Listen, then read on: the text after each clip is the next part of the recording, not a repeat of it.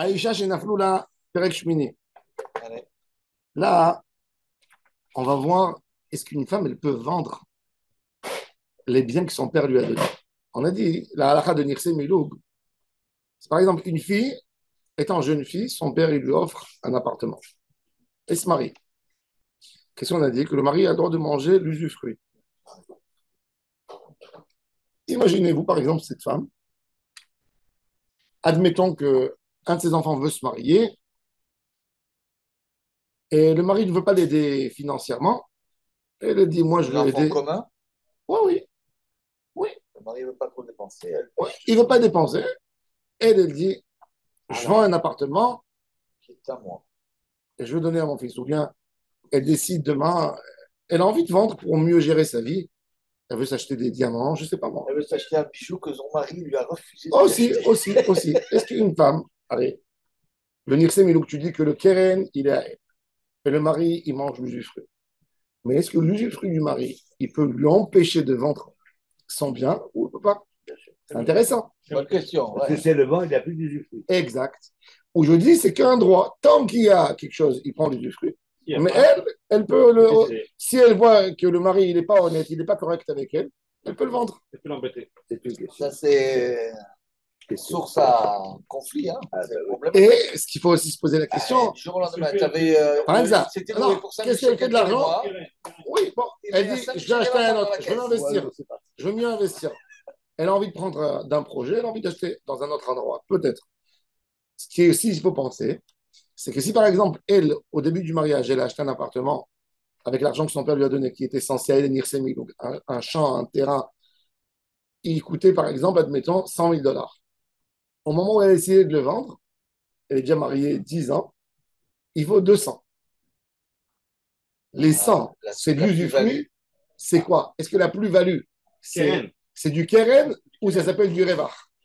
C'est Une miyama. une bonne question. Non, c'est Ouais, pas Miyama. évident. Miyama. Je dis la raison, une preuve très simple.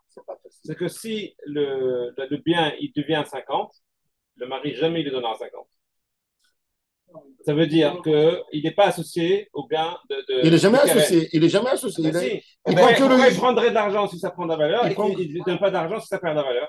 Ça veut dire quoi? En Ça veut dire français, que non. l'usufruit, c'est l'utilisation. Mais c'est un fruit. C'est un fruit. C'est un fruit. C'est un Non, le fruit. Keren, c'est le Keren. On va voir. C'est pas normal. Ce serait pas normal parce que Aïcha Chenaflou. c'est lié au niveau de vie. C'est-à-dire que quelque part, s'il a acheté il y a 100 ans et qu'il valait 1 000 Et si maintenant il vaut la moitié? justement, Regardez des débats depuis l'époque des Tanaïm. Regardez des débats très intéressants. Il y a 4 manières de vendre. Aïcha Chenaflou la Nechassim. Achelot Itares. Ça veut dire elle était jeune fille, elle n'était pas encore fiancée. Ça veut dire elle n'a pas reçu de bague. Modim Bet Shammai ou Bet Hillel. Shemocheret Venotenet. Vekaya. Ça veut dire elle peut donner à quelqu'un, elle peut vendre. Elle est jeune fille, elle est dans son. C'est elle, elle est sous sa. Ibir de Jutatzma. Elle se tient, comment on dit Ibir Jutatzma? Elle est toute sa Indépendante. responsabilité. Elle est indépendante, voilà, elle est indépendante. Jeune fille, on ne parle pas du Kitana. Non, non, non, non. Non, bien sûr que non, non. Au-delà, quoi. Ouais. Ensuite, deuxième cas, figure. Nafloula Micheli Tarsa. C'est-à-dire, après le moment où le mari, la fiancée, lui a donné la bague, elle a reçu de son père des biens, des fois un héritage ou quelque chose. Bet Shammai Omrim, Timkor, elle peut vendre. Ou Bet Hillel Omrim, Lo Timkor. Mais eux, ils ont dit Lo Timkor, c'est les ratris là. Pourquoi? Parce que même quand aujourd'hui le mari il touche rien du tout normalement, tant qu'il n'y a pas de yiroud. Ouais. Après le mariage, le mari, si elle meurt, il prend rien du tout de Nirse Miloug. Tout revient à ses parents, à elle. On avait vu ça au Maroc avec les. Voilà, avec le Chédé Yiroud ou pas. Donc, tant qu'il n'y a pas. Alors pourquoi Beth Shammai, pourquoi Beth Hillel ils disent Doim quoi? Pour ne pas enlever le corps du mari, parce que va lui faire perdre quelque chose. Et puis aussi, on pourrait dire Oui. qu'elle a reçu ça en cadeau parce qu'elle se marie. Ah, ça on ne sait pas. Non, non. Un non génital, ça, c'est un peu. Il y a une Non, coïncidence là. Après son fiançailles, des fois, elle pouvait être fiancée 5-6 ans. Elle a un grand-père 5-6 ans, hein? Oui, des fois, oui. Oui, bien sûr. Les filles, elles se fiançaient. Elles étaient fiancées à 7-8 ans, elles étaient réservées. Ah, d'accord. Et puis, ils se mariaient à 16 ans. Oui. Et entre-temps, il a eu un grand-père qui est décédé. Il a offert à ses petits-enfants chacun un terrain. Donc, il a reçu. Euh, Maintenant, Beth Hillel Orim Lotim Korve. Elou va Elou Modim. Les deux, ils sont d'accord. Chez Imara Venatna, que si elle a offert ou elle a vendu, Kayam. On ne casse pas la vente. Amar Rabbi Yehuda, Amo Chachamim Lifnei Rabban Gamliel. Mais on sait pas, l'argent, c'est pour elle. Oui, bien sûr. Oui, oui. Oui, Oui. c'est Natna. Oui. Elle a pu donner à sa Oui. sœur. Si elle peut donner, donc elle peut recevoir aussi. Oui, oui, c'est tout. Non, la Gemara elle vient par rapport à la deuxième halakha quand elle est fiancée.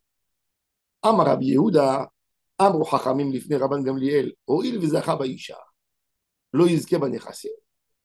Chachamim, ils ne sont pas d'accord. Parce que Beth Shammai, ils ont dit, Rabban Gamliel, c'était un shamaïste, c'était un Beth Shammai, c'était un membre de Beth Shammai.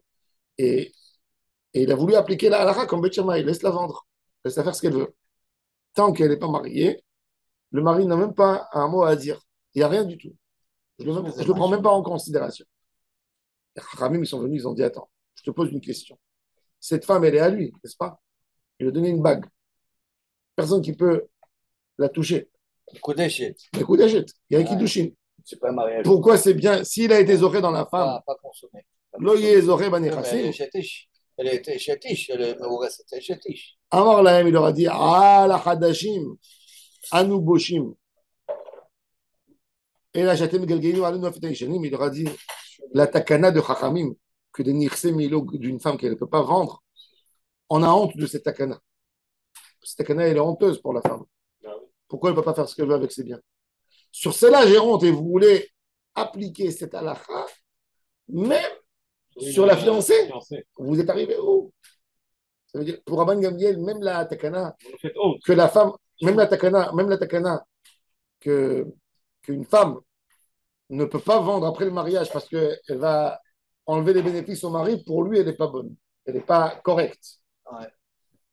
Tu pas les choses. Ouais. Alors il dit, vous voulez arriver jusque-là? Je fais des matchs. Quand même. C'est elle. Ah oui, c'est ça. Je suis d'accord. Oui. C'est pas qu'on n'est pas d'accord avec le fait que le mari la bloque. Et non, parce que c'est quand même un bien qu'elle a amené. Ah oui. Ils ne sont pas encore mariés. Et là, tu la bloques. C'est un peu. et pourquoi Rabban Gamliel, il a dit que cette takana, elle est bizarre? C'est pas Chaz Shalom que Rabban Gamliel, il veut se moquer des Chachamim. Arrête, dans la Ketouba, on a. Qu'est-ce qu'on fait dans la Ketouba? Il faut savoir comment ça fonctionne. C'est-à-dire, il ne faut pas comprendre que c'est stam des règles. Il faut savoir que dans la Ketouba, comme si on a visualisé quelque chose d'intéressant. On a le mari, il s'assoit d'un côté, et la femme, elle s'assoit de l'autre côté. Et il y a le rabbin, avec le scribe qui écrit la Ketouba. Et le mari, il dit, et le rabbin, il dit au mari, au futur mari, si Hazvi Shalom, ta femme, elle se fait kidnapper, tu sais que tu dois vendre même tes chaussures pour la libérer. Et j'accepte. Et il dit, chère fille, qu'est-ce que tu lui donnes contre ça? Ah, je lui donne un Nirsemiloug. Tu comprends? Ça veut dire, c'est une chose contre une autre chose. Alors il a dit, Rabban Gamliel, dans la Takana, il a dit, on a cherché qu'elle remplit, qu'elle comble un vide. C'est-à-dire, lui, il va faire de lui-même. Il va vendre dans un cas, Chaz Shalom. Et c'était un cas où il y avait des xérotes encore, Rabban Gamliel. Alors, ça parlait, ça pouvait parler. Ça veut dire, ça parlait du 7 octobre. Ouais, c'était un 7 octobre qui était. De quoi payer une rançon. Alors, on a dit, il dit Rabban Gamliel, mais aujourd'hui, c'est pas fréquent qu'une femme soit kidnappée. C'est-à-dire que tu lui as donné pour un risque de kidnappage, tu lui as donné tous ces Nirsemilou. Il a dit, tu es bien d'accord avec moi la période que ça s'appelle d'avoir chez Eno Shachiach. Pour un d'avoir chez Eno Shachiach, pour quelque chose qui est rare, tu lui donnes autant d'argent et dit l'assurance, elle est trop chère, l'assurance. Oui, mais c'est ça la question. Il dit le prix de l'assurance qu'elle paye, il est trop élevé. Et il dit pas que ça, il dit Rabban Gamliel, Zelo Shachiach. Alors il dit, quand la femme, pour que la femme elle vend sans l'accord de son mari, il faut quand même qu'elle soit audacieuse, que les rapports entre eux ne sont pas bons, normalement. C'est pas une femme, normalement, elle est contente avec son mari. Conseil avec Elle mange au moins, avec elle prend lui. conseil avec lui. Exactement, elle mange avec lui. Elle lui dit qu'est-ce que tu en penses? On va vendre. Et le mari il Elle dit je vais partage. ajouter encore un peu d'argent. Viens, on achète peut-être quelque chose qui va nous amener un peu plus d'argent.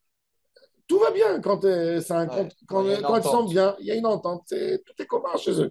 Donc, ouais, mais combien de fois ça tourne mal? Le mari fait un mauvais investissement. Il persuade sa femme qu'il faut investir là. Non, mais ça, c'est jusqu'aujourd'hui. Tu sais combien des hommes ils ont mangé l'argent de leur femme? Vadaï, vadaï. Non, Ouais, c'est- mais le mais problème c'est après, quand même, c'est de mais c'est pas. quand même Enoch Achriar. C'est quand même Enoch Le Achriar. problème après, c'est de ne pas s'accuser l'un l'autre. Tu vois, c'est ta faute, je t'avais dit, tata. C'est pour, Là, mais ça c'est va pour ça plus. que le mari, il n'a pas à se mêler. Ouais. Il n'a pas à se mêler.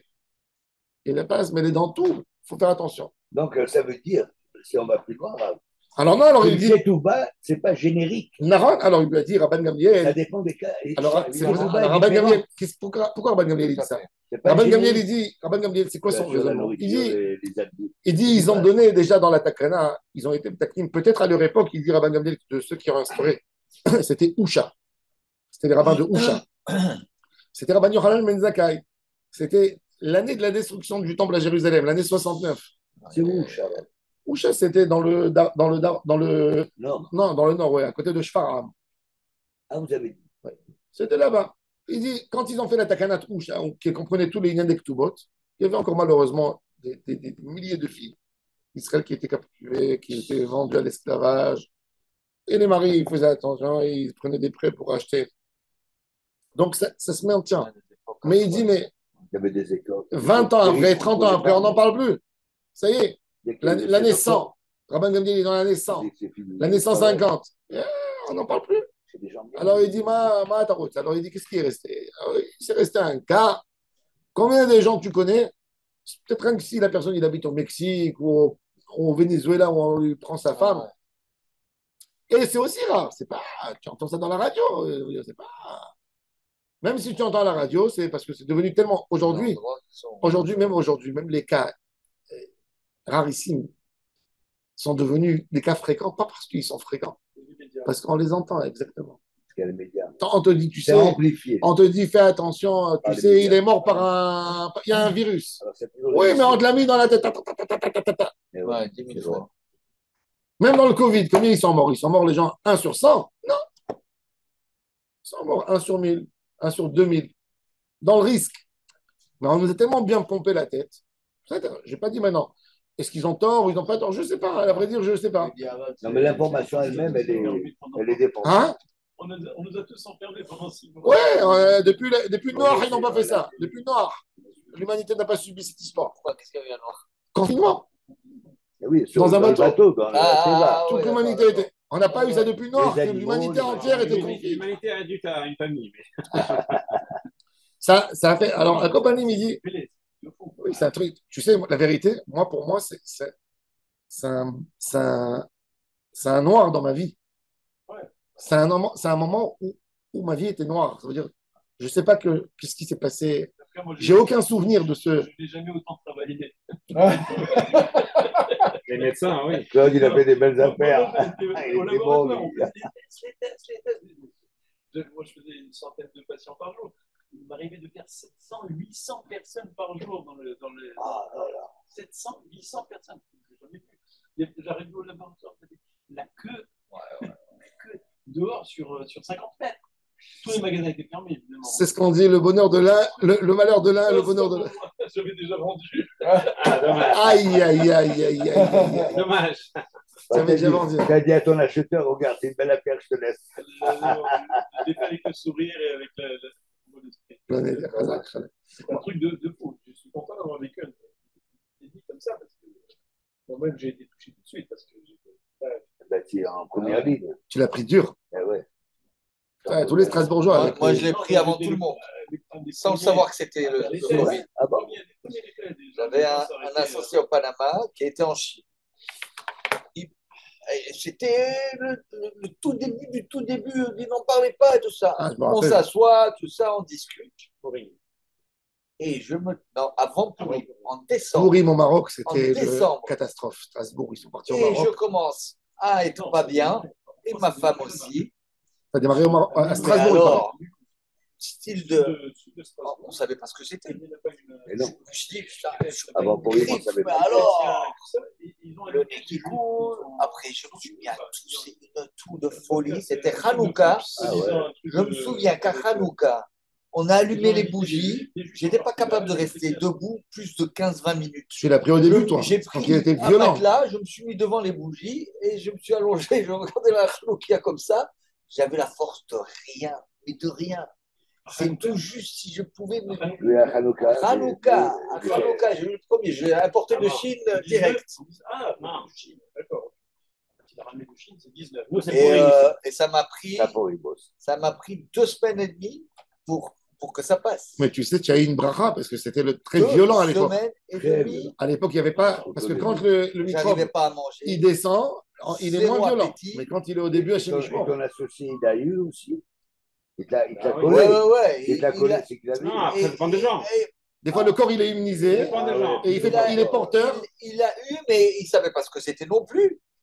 Et les enfants, ils étaient avec nous dans l'appartement, parce que les enfants étaient avec nous, rien. Ils n'auraient eu. Ils auraient eu les enfants. À Kopanim. Alors, il leur a dit, Rabban Gamliel, il leur a dit quelque chose de très logique. Il a dit, regardez, tout ce Inyan, il est très compliqué. Il a dit, puisqu'il n'y a pas aujourd'hui de Takanat Pirkona, c'est pas fréquent. De la reprendre, de la racheter, la femme, si elle a été capturée. Quand elle a été capturée, de payer une rançon. Il a dit, oui, de payer. Il a dit, c'est rare. Il a dit, et pour ça, si la femme, elle a vendu, donc c'est aussi rare qu'elle vend sans l'accord de son mari, contre lui, c'est aussi rare. Oui, bien sûr. Alors, il a dit, il y a une règle, une takana, elle ne gère pas les choses rares. Ça veut dire, des fois, on te dit, takana de Chachamim. Oui. Quand il y a eu quelque chose qui est déjà sorti, tu laisses. Exactement. On est en train de protéger l'intérêt public.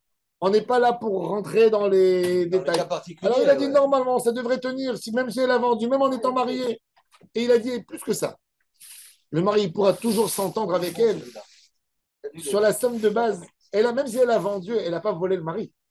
Parce que demain, la femme, non, elle a récupéré son argent. Elle a vendu le champ et il lui donne $200 000 dans la main. Le mari, il va la sanctionner, il va lui mettre la pression, il va lui dire achète un autre appartement. Tu ne veux pas dépenser cet argent. Tu voulais le donner? Non. Tu as vendu. Moi, je ne suis pas là pour gérer tes choses. Tu as décidé que tu n'as pas envie d'avoir un champ qui est du côté nord, tu as envie d'acheter au côté est, pas de problème. Achète-le au côté est. Il va remanger son usufruit. Alors, il a dit sur cette takana, j'ai honte déjà, on est humilié. Que vous appliquez comme ça, vous tenez sur la gorge de la femme en étant marié. Alors, vous voulez arriver même en étant à Roussa, juste où vous voulez aller. C'est ça l'idée. Pistolet sur la tempe. Quelque part. Et là, tu me allez nous. Et tu Ishanim. Bon, troisième cas. C'est étonnant parce qu'en général, la maison fidèle, elle ne dit jamais non. Et là, c'est l'inverse. C'est incroyable. Mais ils sont en faveur du mari. C'est un abus de pouvoir. C'est étonnant. Navlou, la Mishénisset.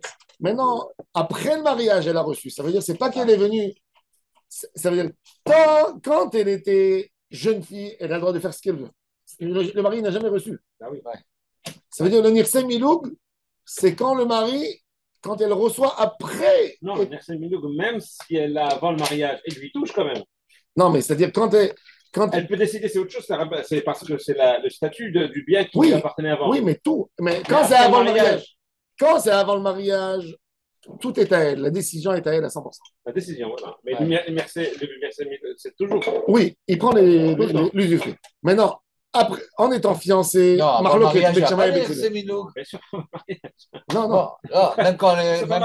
quand elle est fiancée. Oui. Non. Alors on a dit, quand elle est jeune fille, tous les biens qu'elle avait, ça veut dire une fille, elle s'est mariée avec un garçon. Elle est venue avec son appartement à elle.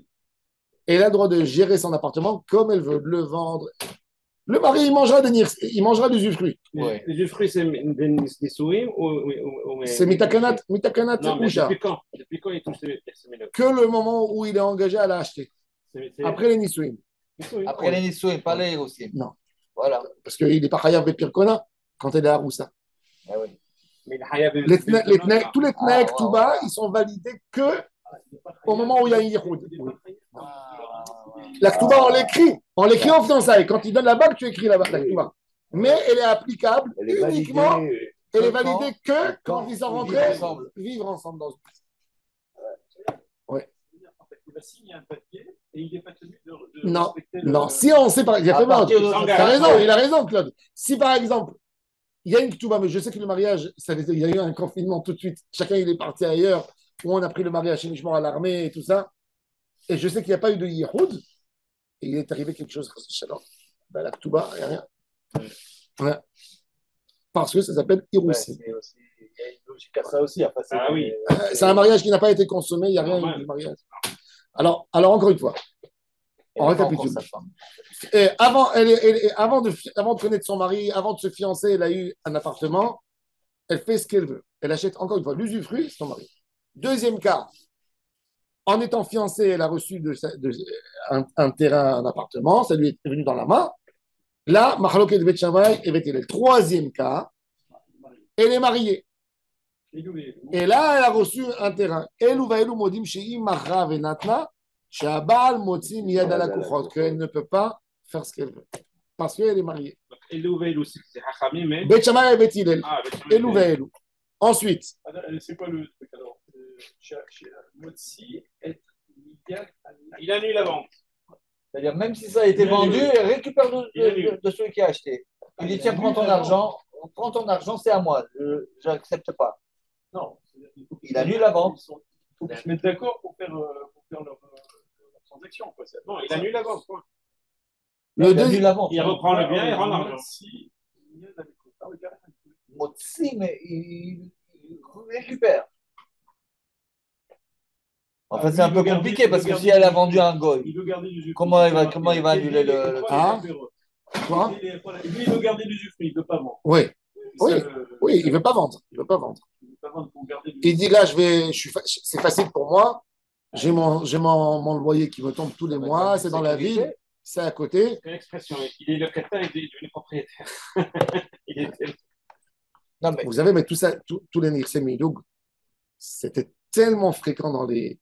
Aujourd'hui, le régime matrimonial, il est tellement différent. Mais moi, j'ai vu la Ketouba de ma grand-mère. Son père lui a donné une maison. Elle avait un terrain. C'est écrit dans la Ketouba. Elle a amené avec elle Nirsé Midoug. Et lui, il s'est engagé contre ça, 3 millions de francs, s'il lui a touché. Il y avait plein de conditions. Et ma grand-mère, en 1950, ma grand-mère, j'ai vu une après que ma grand-mère est morte, j'ai vu la Ketouba. C'est écrit comme ça. Et Moshe Harar s'est engagé que si sa femme, elle voudra partir en Israël et il ne va pas la laisser, c'est qu'il donne une amende de encore 4 millions de francs. J'ai dit, c'est quoi cette histoire? Et ma tante, elle m'a raconté, elle m'a dit qu'en 1950, ça commençait, il y avait la première vague de Aliyah de sa fille. Et ma grand-mère, elle ne pouvait pas, ou en 52, dès que le Maroc il a reçu 51, dès que le Maroc il a eu l'indépendance, ma grand-mère, elle a eu très très peur. Elle ne voulait pas vivre avec les Arabes.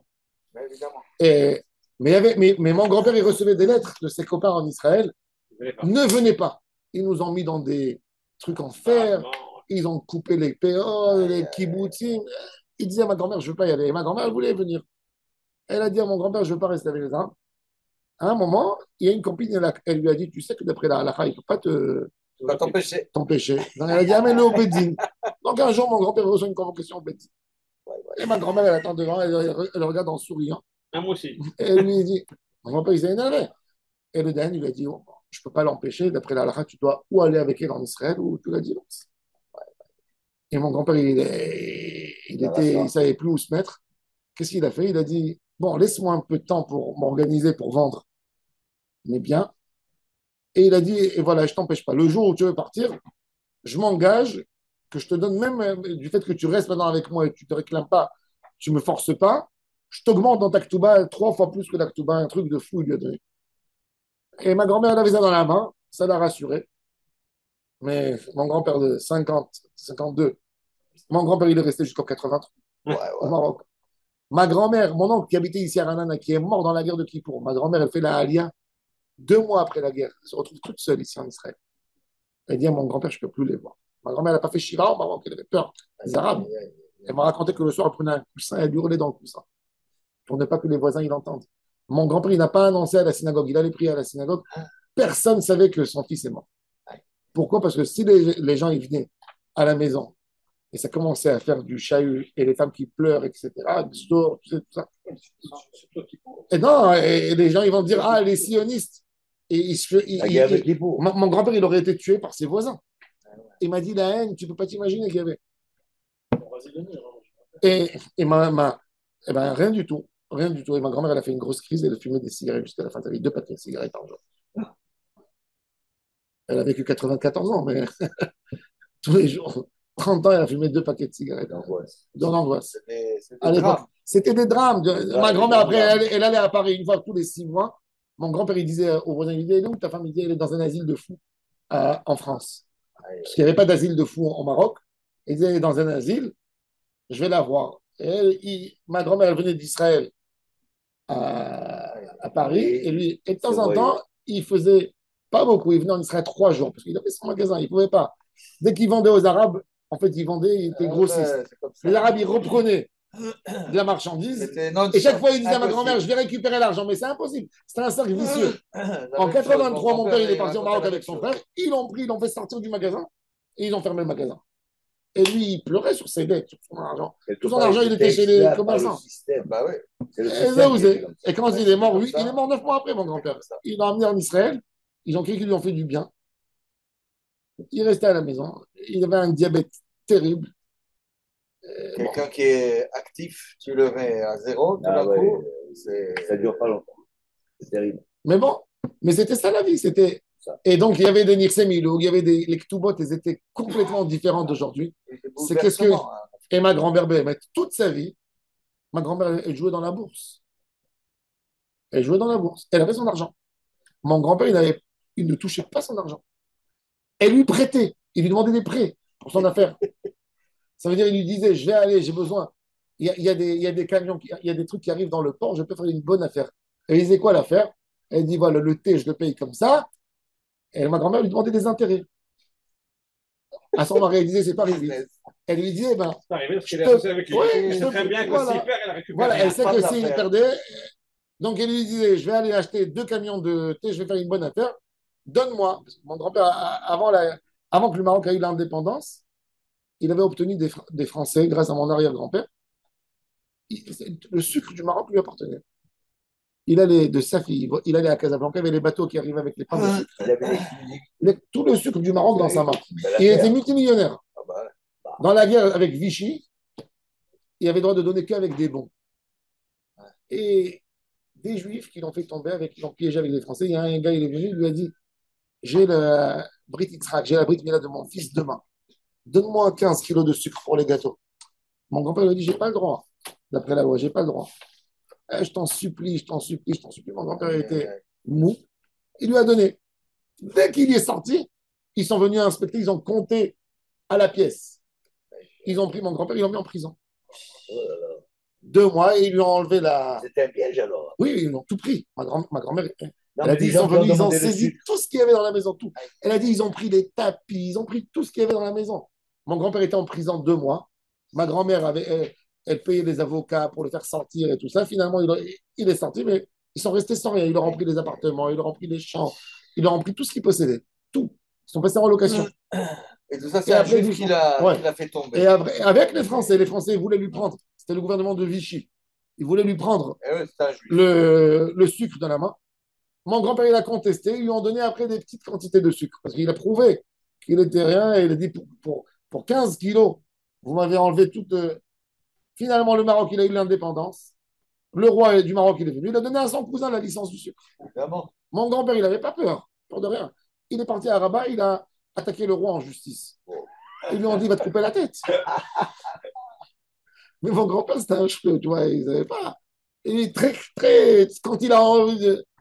Et finalement, il n'a pas obtenu. Alors ma grand-mère lui disait, tu n'as pas obtenu ton argent. Ma grand-mère, elle faisait de la couture, haute couture et tout ça. Et elle avait de l'argent, elle avait toujours de l'argent. Donc, elle lui prêtait. Elle lui disait, OK, parce qu'après, il fallait reprendre de zéro. Alors, je suis associé avec toi. Tu vois. Elle était mariée avec son mari et associée avec toi. Et Double elle plaisir, prenait, quoi. mais elle était chachama, elle était Eshet Haïd, ma C'est une grand-mère. femme intelligente, Oui. ça se voit avec une histoire pareille. Une femme intelligente. Mais ma grand-mère, ma grand-mère, quand elle est venue en Israël, elle avait des millions. Elle avait des millions. Ma grand-mère, elle a perdu tout dans la bourse en années 80 en Israël. Quand la bourse est tombée, elle a tout perdu. Ma grand-mère, elle habitait à Rehov Shatz. Elle avait un appartement super où il y avait la Knesset, à côté de King George, la rue King George. Elle m'a dit, Yaakov, si je n'ai pas perdu mon argent dans la bourse, chacun de mes petits-enfants qui seraient mariés, je lui achèterais 2 appartements. Tellement il y avait de l'argent. Elle a tout perdu en une nuit. Dans la bourse israélienne, elle jouait dans la bourse. Mais mon grand-père n'avait pas le mot à dire. Pourquoi? Parce que tout son argent était des Nirse Biloug, qu'elle recevait de son père, son père était riche. Elle jouait avec son argent comme elle voulait. Toujours elle a réussi à mettre encore et encore. Mais, et il n'avait pas le mot à dire. Ça, c'est le troisième. Alors maintenant, le quatrième cas de Rabban Gamliel, normalement, il ressemble au cas. Ce n'est pas un cas différent. Mais la Mishnah, quand même, elle a mentionné, ça veut dire une femme qui n'a pas eu le temps de, de se marier et de se fiancer. Ça veut dire un cours, ça veut dire tout de suite. Ça veut dire, oui, il n'y a pas eu un moment célibat, Iroussine, Niset, tout de suite. Hachelo Niset, Veniset, Rabban Gamliel Omer, Imarra Venatna Kayam. Il dit oui, elle aussi, c'est cas, c'est bon. Mais non, mais lui. C'est pas vraiment. C'est un cas qui englobe tous les cas, celui-là. Niset. Hachelo Niset, ça veut dire elle a reçu. Que ce soit avant ou après les Hiroshim. Non. Rabban Gamliel est toujours d'accord que si elle vend, on ne peut pas lui enlever. Ouais. Mais quand même, le cas, il est inclus dans les autres cas. Parce que c'est deux cas différents. Il est cholèque sur oui, il est cholèque, mais il dit Diavad, pas les Khatria. Diavad, oui. Im Machra. Ça veut dire qu'il a droit.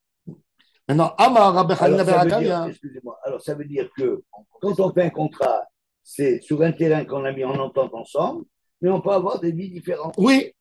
C'est ça que ça veut dire, Rabban Gamliel. Tout à fait. Le compte, à l'époque, le compte en banque. Compte commun, il y avait, tout à fait. Oui, il y avait, bien sûr. Bon, il y avait. Et la femme, elle a envoyé même et payé des chaliers à Bédine que le mari, il lui fera pas, il lui touchera pas. Le mari ne peut pas hypothéquer les biens de sa femme aussi. Bien sûr. Il y avait des biens. Séparation de biens alors. Oui. Et je pense que c'était aussi un moyen de pression sur le mari. Ça veut dire une femme que son père lui donnait des nirsem iloug, elle venait devant son mari avec une position de force. Oui, le mari ne pouvait pas la divorcer, par exemple. Parce qu'une femme divorcée, elle n'a rien du tout. Comment elle va se défendre devant son mari? Elle n'a rien. Mais c'est là, elle avait. Elle dit, c'est toi qui vas perdre. Tu veux divorcer? Je récupère ma nirsem iloug.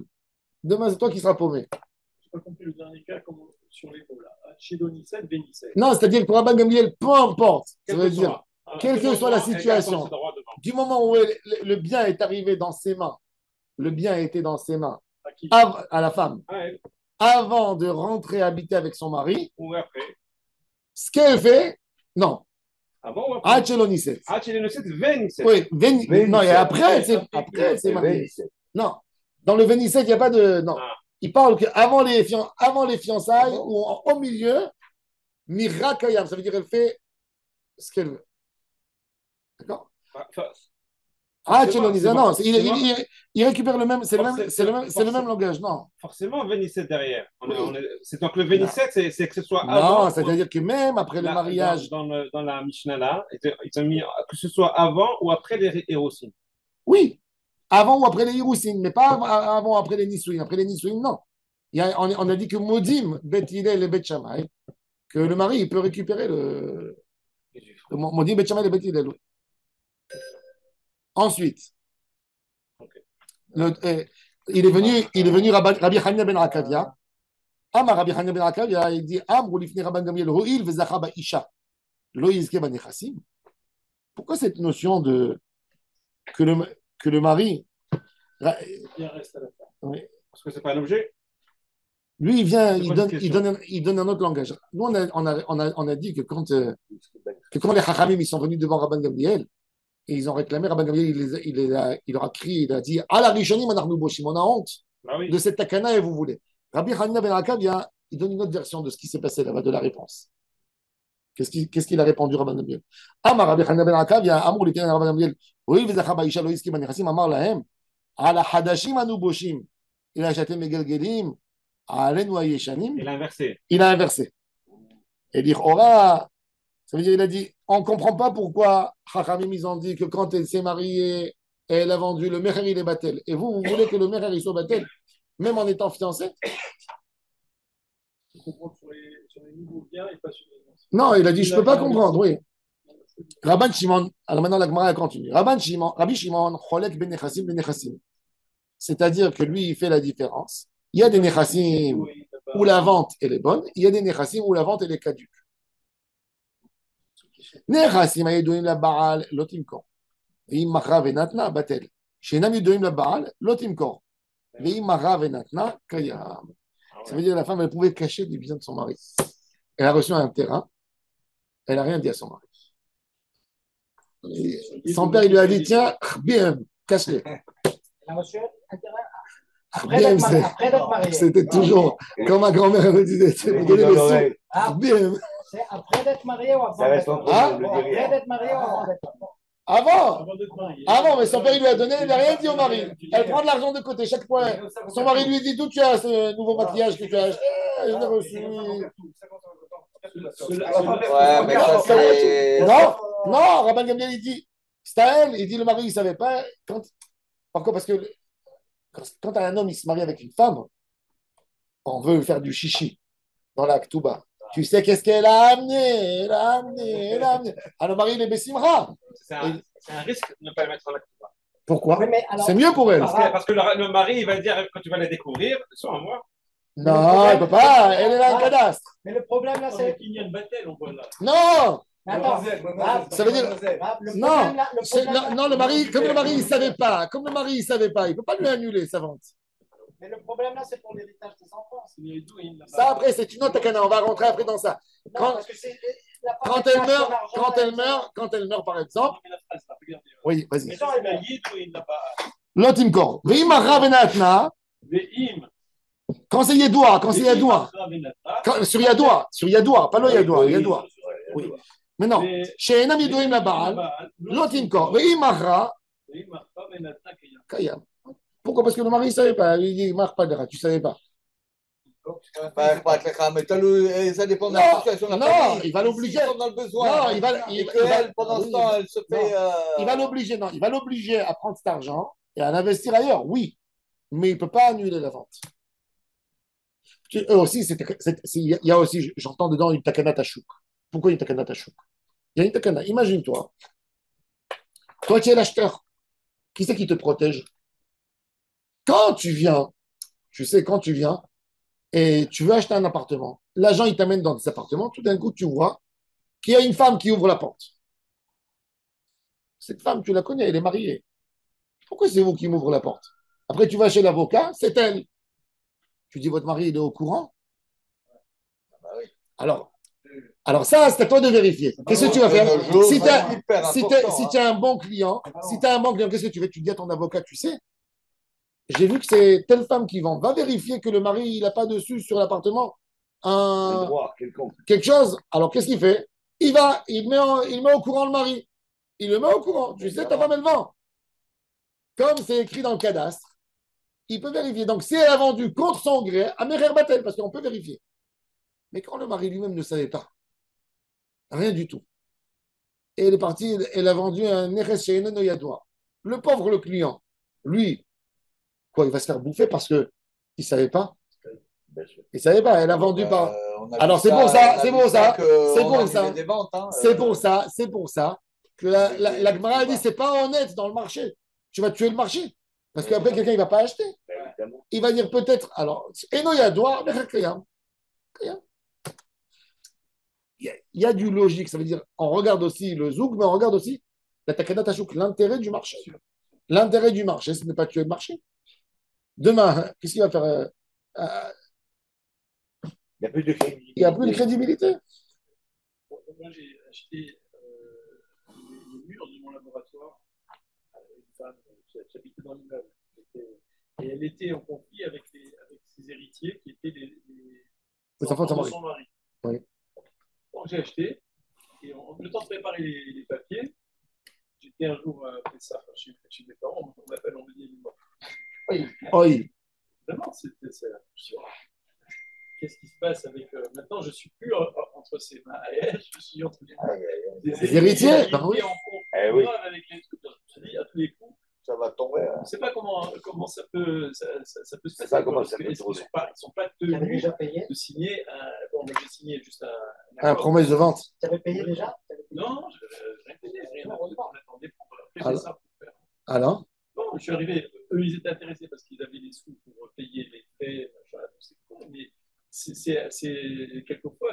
exactement. Mais il y a plein, il y a beaucoup de fois, on va voir. On va voir après. Comment ça se partage après? Si la femme elle est morte dans la vie de son mari, il y a les héritiers. Est-ce que le mari dit je continue tant que je suis vivant, je mange l'usufruit, ou on lui enlève du moment on donne l'héritage du vivant du mari jusqu'où l'usufruit il marche? Parce que le mari dit elle me les a amenés dans mon régime. Moi, je suis là dans ce monde encore. Laissez-moi manger. Laissez-moi manger la location.